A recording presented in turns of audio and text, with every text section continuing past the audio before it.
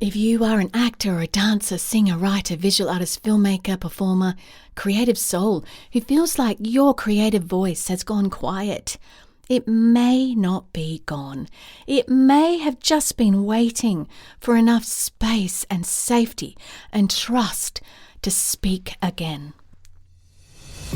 Welcome to the Healthy, Wealthy, Wise Artist podcast, where artists of all kinds come to fuel their passion, sharpen their skills, and thrive in their creative lives. I'm your host, Lara Pilcher, life and creativity coach and fellow artist, here to support you on your artistic journey. Whether you're a performer, writer, visual artist, or any kind of artist, this is the space for real talk, practical advice, and inspiring stories. Subscribe and join us each week for more inspiration and actionable insights to fuel your artistry. Let's dive in and get inspired. Welcome back to Healthy, Wealthy, Wise Artist, the podcast for artists, performers, makers, storytellers, and creative souls who want to reconnect with their creative identity in a world that moves so fast. I'm Lara Pilcher. I'm an International Coaching Federation professional certified life coach, plus creativity coach, performer, author, and speaker. And in this episode, we're talking about something tender. I think many artists know the feeling, but don't always share it broadly. That moment when you wonder, where did my creative voice go? Why don't I sound like myself anymore?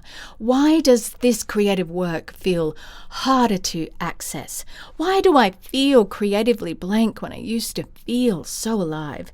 This episode is called Why Your Creative Voice Feels Lost and How to Find It Again. And I want to say this right at the beginning. Your creative voice may not have disappeared. In fact, that's very unlikely. It may have been buried under pressure, comparison, survival, rejection, the demands of life, maybe perfectionism, or the constant feeling that you need to produce something impressive and perfect before you are allowed to even begin. This episode is for the dormant artist, the quiet artist, the artist who has pulled back, the artist who still feels deeply and cares deeply, but feels strangely far away from their own creative work. And if this kind of conversation about creative life is needed for you, follow Healthy, Wealthy, Wise Artist so you don't miss what's next. We are walking through the deeper questions artists carry every week, not just the surface level productivity ones. This is also a really major thread in my book, Audacious Artistry, Reclaim Your Creative Identity and Thrive in a Saturated World, published by London publisher Collective Inc. The book is for artists who are trying to reclaim their creative identity in a noisy, saturated world. Artists who don't want to disappear into comparison pressure or constant output.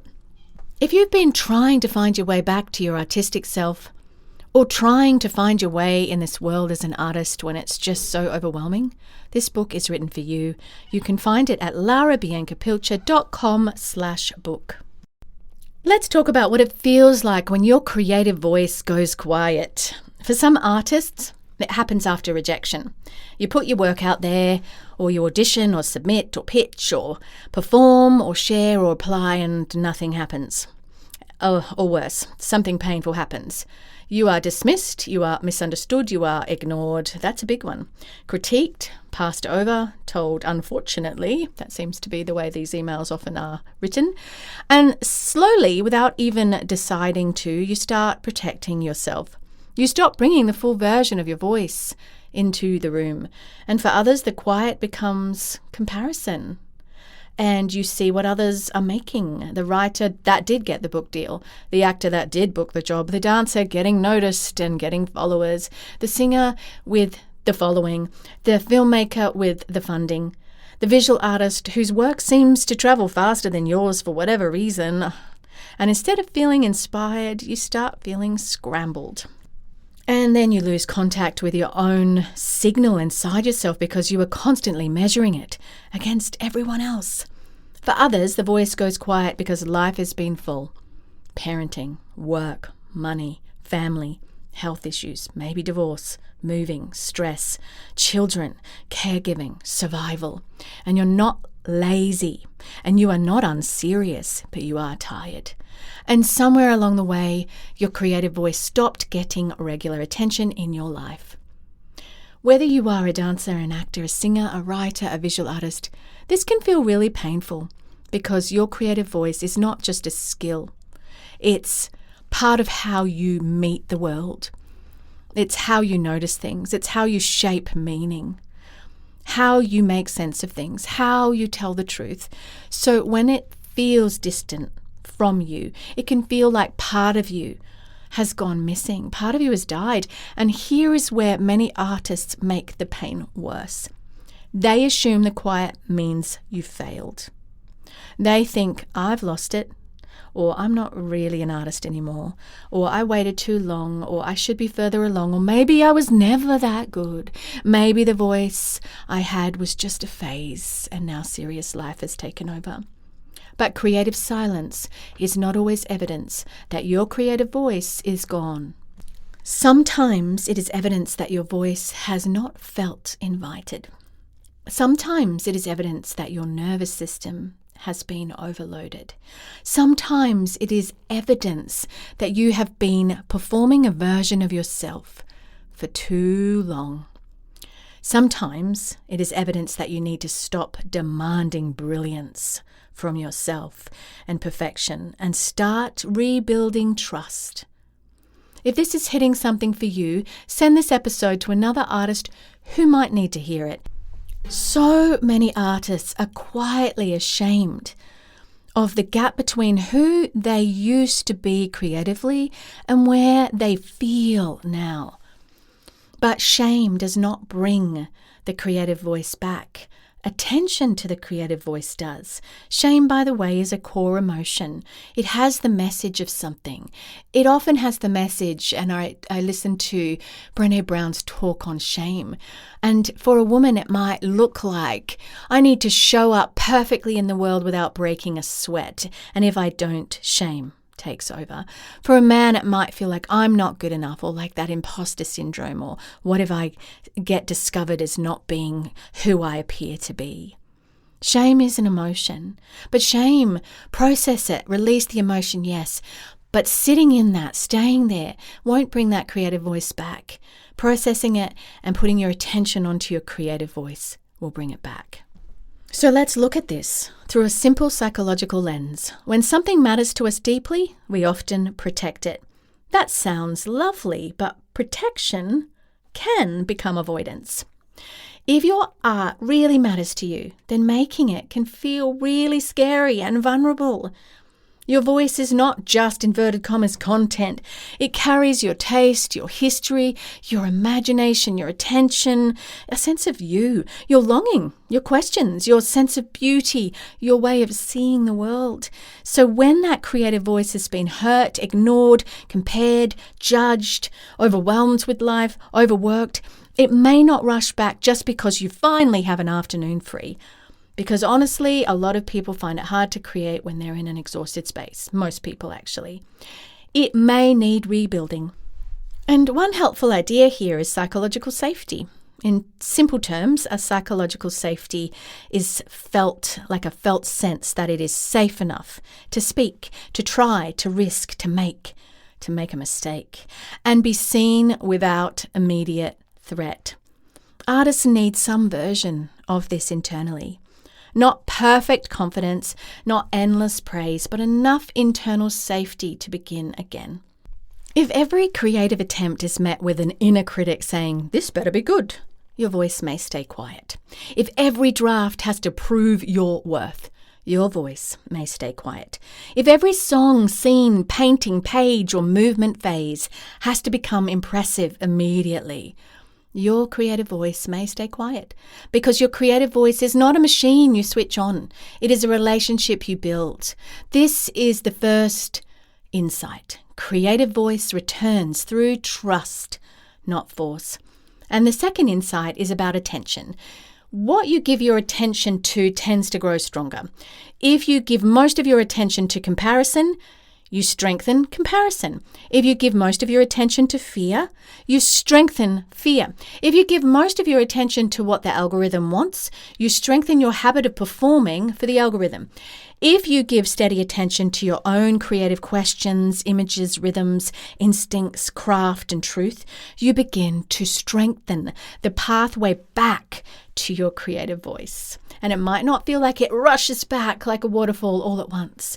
It might not be dramatic, but it does steadily return. This is why finding your creative voice is often not about discovering something brand new. It is about returning to what has been covered or buried. Your voice may be under the pressure or feel under pressure to be marketable, under the fear of being judged, or under the habit of copying what seems to work, or under the exhaustion of life, or under the grief of old disappointment, or under the belief that you cannot do it brilliantly. If you can't do it brilliantly, you shouldn't do it at all. And here's the bold truth about this episode. Your creative voice has not disappeared just because you stopped hearing it clearly.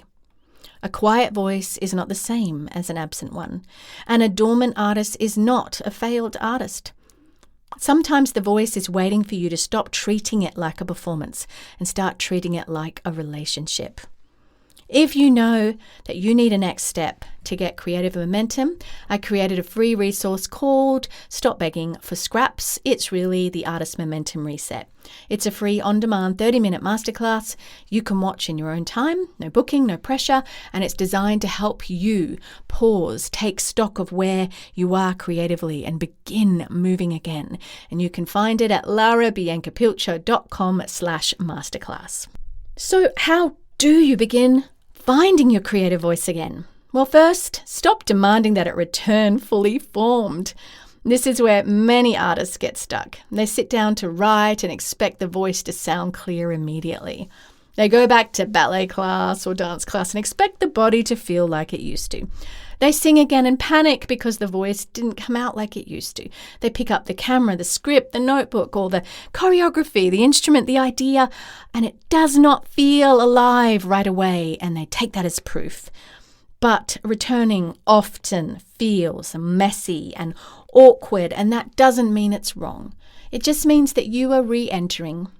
And second, make the first container of your return smaller. Do not ask, what is my entire creative voice? Ask this, what do I need to keep noticing? What am I tired of pretending not to care about? What kind of work makes me feel more honest? What subject keeps returning? What tone feels like mine, maybe as your self-taping? What do I want to say if I stop trying to sound impressive?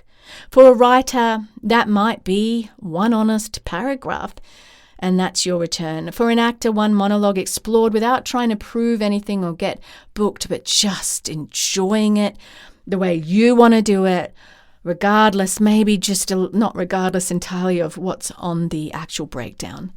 For a dancer, 10 minutes of movement that is not for an audition. For a singer, one song sung for reconnection with yourself, not perfection. For a visual artist, it might be one study, one shape, one image, one texture. For a filmmaker, one scene that did not leave you alone. Small does not mean it's insignificant, and small is often where the voice feels safe enough to return, and safety matters.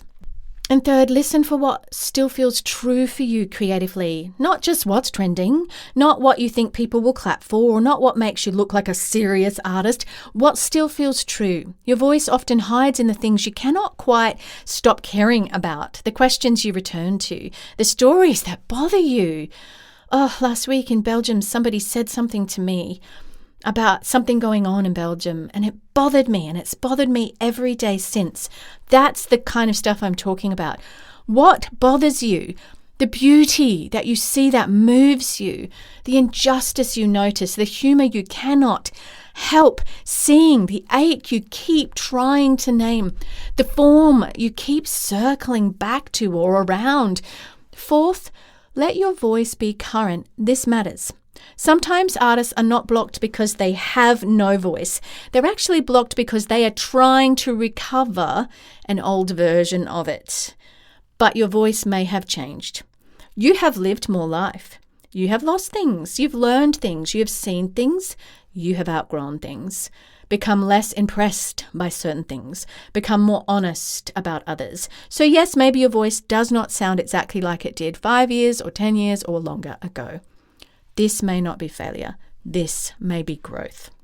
Do not force your current creative life to wear an old costume just because that version once felt familiar. The goal is not to sound like your past self. The goal is to tell the truth from where you are now. And fifth, give the voice repeated contact, as in your creative voice. One dramatic recommitment is not the same as a relationship. Your creative voice needs return. A little contact, then more contact, then trust, then risk, then play, then discipline, then revision, then sharing, then rest, then return again.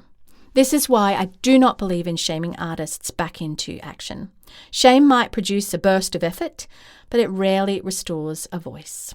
Creative voice returns through attention, honesty, practice. It returns when you stop asking your creativity to immediately rescue your entire identity in life and instead begin to tend it like a relationship again. So if your creative voice feels far away, I want you to hear me. You are not necessarily starting from nothing. You may be starting from quiet. And quiet can be worked with. Quiet can be listened to. Quiet can become a doorway. So your coaching challenge, your creative spark for this episode that I do in every episode is to take 10 minutes and answer this question in writing. What has my creative voice been waiting for from me? Not the industry, not the algorithm, not the perfect opportunity. From you. Has it been waiting for space, permission, practice, protection, honesty? An imperfect, smaller beginning, a gentler return. Write whatever comes. Do not make it impressive, just make it true because no one's reading it and it's not getting marked. In this episode, we talked about why your creative voice may feel lost and how to begin finding it again. We talked about rejection, comparison, life demands, psychological safety, attention, trust, and the difference between a voice that is gone and a voice that has just gone quiet. And remember, your creative voice has not disappeared just because you stopped hearing it clearly. If this episode resonated, follow or subscribe to Healthy, Wealthy, Wise Artist so you don't miss what's next. And if you know an artist who has gone quiet and needs a way back, send this episode to them. And next week, we are continuing with this arc, and the episode is Living as an Artist, Not Just Making Art. That one is about identity and why being an artist is not only about what you produce. Before we close, I want to mention my other podcast with my husband, Andrew, Marriage, Intimacy and Healing with Andrew and Lara. That show is for couples who want to understand each other more deeply, repair disconnection and build a healthier marriage with practical, compassionate tools. Thank you so much for being here. Don't forget to go to larabiancapilcher.com/book to get your copy of Audacious Artistry. And while you're there, pay attention to just one little bit down on the page. There is a free group study. Get a group together and do the questions at the end of each chapter. You might want to facilitate that and put that group out there. It is a powerful way to move yourself forward. Thank you for being here. Keep listening for that creative voice underneath the noise. It may be quieter than pressure, but it's still there. I'm with you on the journey, friends. Bye for now. Thank you for tuning in to the Healthy, Wealthy, Wise Artist podcast. If you enjoyed today's episode, don't forget to subscribe so you'll never miss an inspiring conversation or actionable insight. You can read the show notes and learn more at larabiancapilcher.com. And be sure to share this episode with fellow artists who could use a little extra inspiration.